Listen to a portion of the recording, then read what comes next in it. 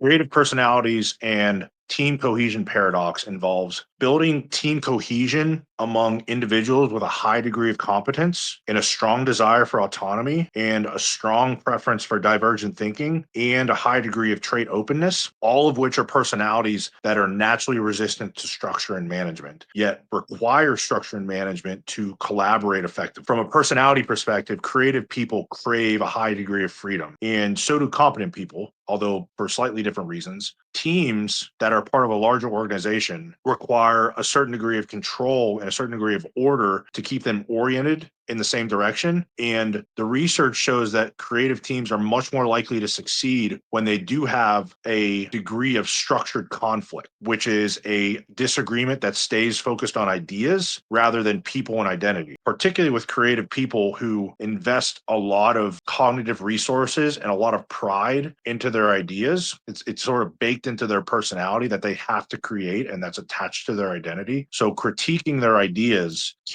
they can misconstrue that as an attack on their personal worth. So you have to be really careful with creative people, someone like an artist. This isn't specific to creative people, although I think it has to do with people in general. I just think the research in my experience suggests that creative people are much more sensitive to this. The reason lies in psychology. Creatives score higher in trait openness to experience. So they want to explore, they want to mix ideas, and they want to resist or even dissolve rigid boxes around ideas. They can't make something new unless they destroy something else in the process, and usually that's some sort of existing way of thinking. They think divergently, like this. Highly competent people also don't want to feel micromanaged. Managers and operators, by contrast, they tend to think convergently, like this. So they're linear, they're procedural, and they're execution focused. They want and desire to oversee and refine. Now, the problem is that all of these things are essential all at the same time, and they naturally clash. One generates options, the other narrows them. Team cohesion is still necessary for solving novel, ill-defined problems or producing innovation. In creative settings, or when working on these novel, ill-defined problems, task-related conflict is nearly unavoidable. Because of that, interpersonal conflict is highly, highly likely. Now, that's not a bug, it's a feature of what it takes to solve an ill-defined problem. It's part of the creative process. So leaders have to be able to manage that conflict very carefully and very deliberately. And this study highlights team processes that make it work are ones that build psychological safety or strength, if that's the way you want to characterize it, through competence, so that debate doesn't become hostile. They also use structured feedback loops to focus on task friction rather than interpersonal friction, so that they can get to solution clarity faster. And then they also maintain alignment on their shared purpose, even when the methods and waves of thinking diverge a little bit.